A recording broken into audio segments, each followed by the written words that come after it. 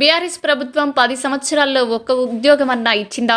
Congress party manifesto ప్రకారం అన్ని అమలు చేస్తుందని, ఎన్నికల కోసం రాజకీయంగా వాడుకుని ముందుకు పోదామని బీఆర్ఎస్ పార్టీ అనుకుంటుంది.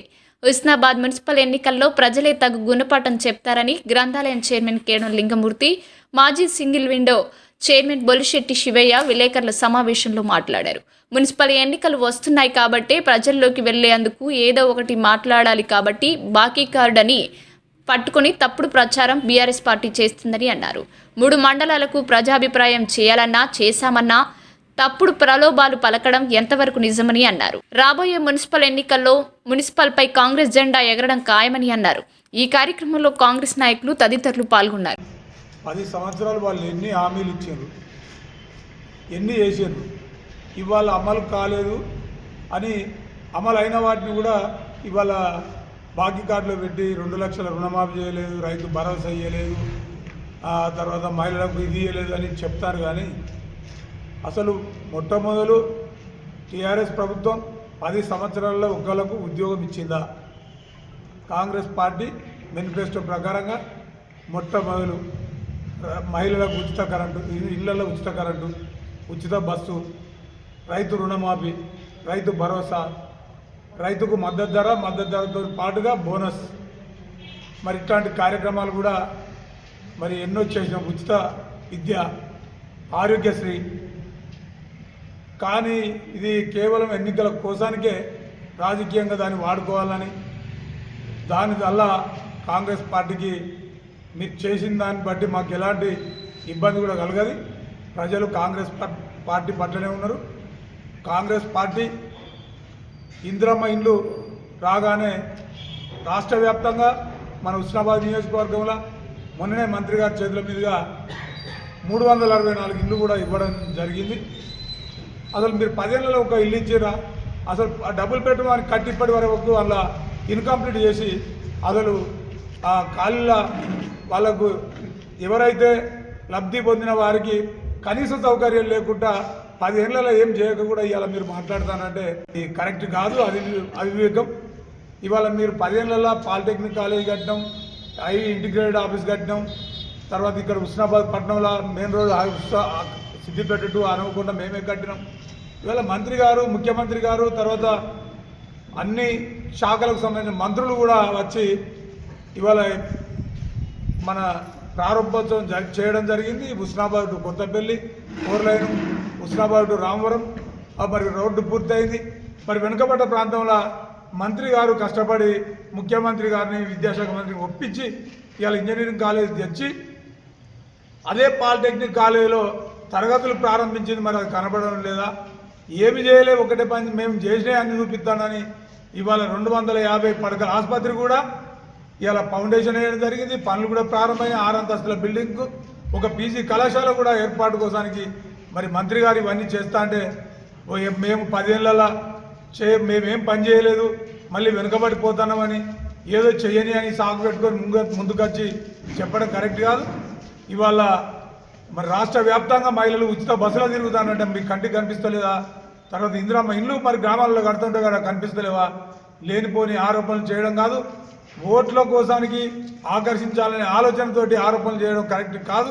రేపు వచ్చే ఎన్నికల్లో కూడా మున్సిపల్ ఆఫీస్పై కాంగ్రెస్ జెండా ఎగురుతుంది. 2 మండలాలేమో నీకు ఆడియో అడిగిన మీరు కాంగ్రెస్ కాబట్టి చేసినాం. ఆడియో వేసుడు గొప్పతనమా? మేము గొంతమ్మ కోరిపోయినావా? ఆడియో మా హుస్నాబాద్ సెగ్మెంట్కి ఆడియో కావాలను ఆడియో ఇచ్చారు. ఏది అయినా మీరు మాట్లాడేది కరెక్ట్ కాదు. దాని మీద మళ్ళా మీ నాయకుడు తెలంగాణలో ఎందుకంటే మాట్లాడితే మళ్ళీ బాధపడేటువంటి పరిస్థితి వస్తాయి. ఎందుకంటే మీటికే వచ్చే ముఖ్యమంత్రి మరి ఎందుకంటే ఇలా సార్ నువ్వు 3-4 ప్రాజెక్టులు, తోటపల్లి ఎక్కడవా, గౌరెల్లి ఎక్కడవా, గండిపల్లి ఎక్కడవా? మరి గౌరెల్లి మీరు 98-99% చేస్తే పోదాపా, నీళ్ళు ఇస్తారపా. 44-47 కిలోమీటర్ల కాలువ మనం పోతే మొత్తం ఒక్కొక్క చెట్లు పెరిగినాయి, తుమ్మలు. అవి ఒక 2 చెట్లు కొడితే ట్రాక్టర్ల లారీ నిండేటట్టు అయినాయి. ఇవాళ భూ నిర్వాసితులు 22-23 మంది ఉన్నారు. 42 ఎకరాలు 22 ఎకరాల కాడికి వచ్చింది. 430 కోట్లు ఇస్తే నీకు అభివృద్ధి లేక కనపడతలేదంటారు. గవి డబ్బులు ఆటం. ఇవాళ ఇంజనీరింగ్ కాలేజీ ఇంతవరకు ఇంజనీర్ కాలేజే శాతవాహన వాళ్ళు పెట్టలేదు, అది ఉస్నాలో పెడతారా, ఇది ఒక హాస్యాస్పదం అని అంటారు. మరి వచ్చిందా రాలేదు, నడుతుందా నడతలేదా? దానికి 35 ఎకరాలు కేటాయించలేదా? మా సోదరం గండి కాడ ఆడ బైపాస్ రోడ్ చేస్తారా చేస్తారా? దానికి ముఖ్యమంత్రి వచ్చి ఫౌండేషన్ వేసిండా లేదా? డిసెంబర్ 3వ తారీఖు నాడు సందీప్ బాబు 3-4 నెలలకే మండలాల జిల్లాలు అయినట్టు. మీరు 2014 వచ్చారు, యూట్యూబ్ చూసుకొని నేను తెలిసిన వాళ్ళతో మాట్లాడాలి. 2016-17 జిల్లాలు చేశారు, సంవత్సరం 2 సంవత్సరాలు.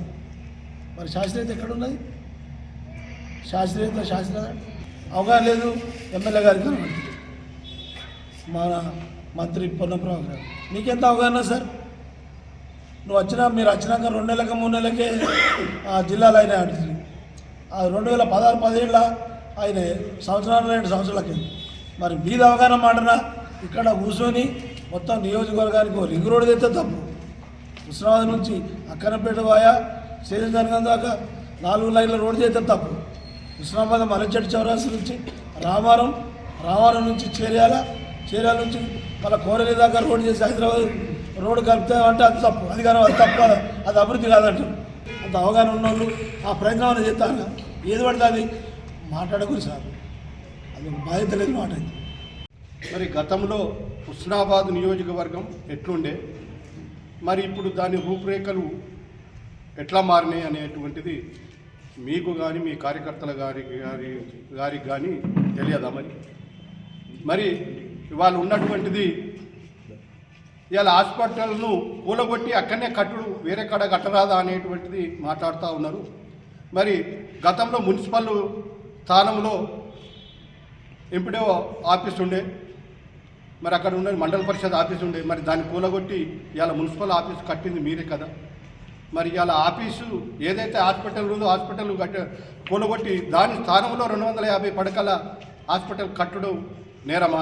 మండలాలను ఈ హుస్నాబాద్ నియోజకవర్గాన్ని 3 భాగాలుగా విభజించి అటు హన్మకొండకు, ఇటు కరీంనగర్కు, ఇటు సిద్దిపేటకు 3 భాగాలు చేసినటువంటి ఘనత మీది. ఐఓసి బిల్డింగ్ కట్టడం, దాన్ని అప్పుడు ఉన్నటువంటి నిర్మాణంలో కూడా మీరు ఏం చేసిండ్రు? ఇలా దాన్ని అటు మార్చి దీన్ని ఇటు మార్చి చేసిన ఘనత మీది. మరి ఇవాళ మీ స్వార్థాల కోసం వినియోగించుకొని ఇవాళ మా ప్రభుత్వం మీద మీరు లేనిపోని ఆరోపణలు చేసడం, ఏదో ఒకటి ప్రజలు మీ అందరూ లేదు కాబట్టి ఏదో ఒకటి ప్రచారం చేయాలి. ఎలక్షన్ల ముంగట రేపు మున్సిపల్ ఎన్నికలు హుస్నాబాద్లో ఉన్నాయి కాబట్టి లేనిపోని ప్రచారం చేసి ప్రజలకు మనం పోవాలనే ఆలోచన మీకున్నది. అది మీరు దాన్ని మానుకొని రాబోయే రోజులలో మున్సిపల్ ఎన్నికల లోపల రేపు కాంగ్రెస్ పార్టీ జెండా ఎగరేసి మేము ప్రజల ముందుకు ఉన్నామని